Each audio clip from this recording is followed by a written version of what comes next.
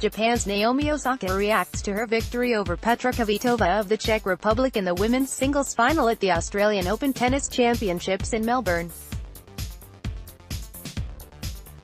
Mark Schiefelbein, AP. Naomi Osaka walked off the court at the Australian Open with her second consecutive Grand Slam victory, cementing her rise to the top of the women's tennis world. She defeated Petra Kvitova of the Czech Republic on Saturday, edging out a victory after losing the second set, a hitch that nearly derailed the 21-year-old player.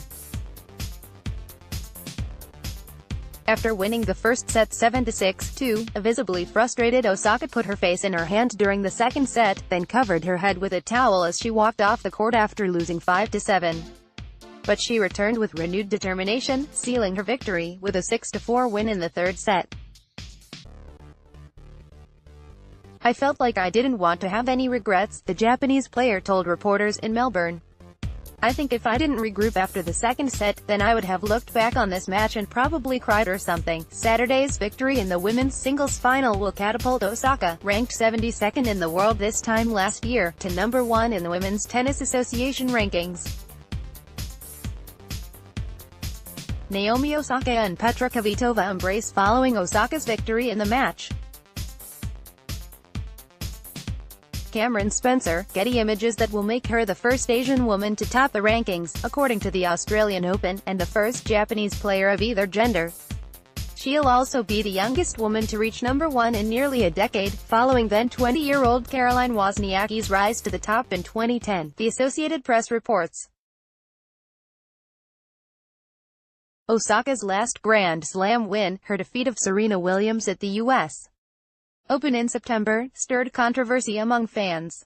The referee issued a point penalty for Williams after she broke a racket, then a game penalty for arguing with him. Spectators booed. Although that win marked the first Grand Slam singles victory to go to a Japanese player, the victory was bittersweet for Osaka, who idolized Williams. Williams was eliminated in the quarter-finals of the Australian Open last Wednesday, dashing hopes of a rematch with Osaka. This time around, there were no jeers. ESPN's Howard Bryant says Saturday's contest saw a meeting of two champions. "This was a match that you didn't want to see anybody lose," Bryant told NPR's Scott Simon. Kvitova, who was playing in her first Grand Slam final since surviving a knife attack in her home in 2016, delivered a gracious and grateful speech during the trophy ceremony. Petra Kvitova plays against Naomi Osaka in the Australian Open.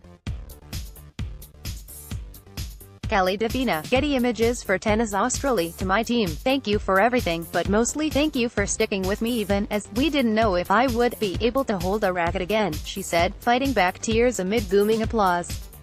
"You've been through so much," Osaka told Kvitova in her address.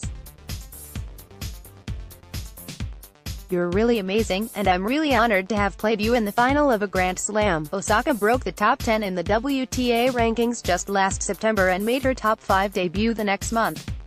The Florida-based player's meteoric rise has been met with enthusiasm from Japanese fans, who see her as an inspiration. "I never imagined in my lifetime that a Japanese player would reach no. 1 fan, Daisuke Aizawa, told the AP. "Tennis is already popular here, but this will just add to its popularity and I'm sure more young people will take up the sport now." Japanese Prime Minister Shinzo Abe even tweeted his congratulations, along with a picture of the victorious player. Osaka was born in Japan to a Japanese mother and Haitian father and moved to New York at age 3, the AP reports. After her win, she laughed with reporters and admitted to being shocked by her own victory, but said she's not focused on the ratings. "Maybe if I see my sister, you know, I can be like, guess who's the number 1 tennis player? Me," she joked.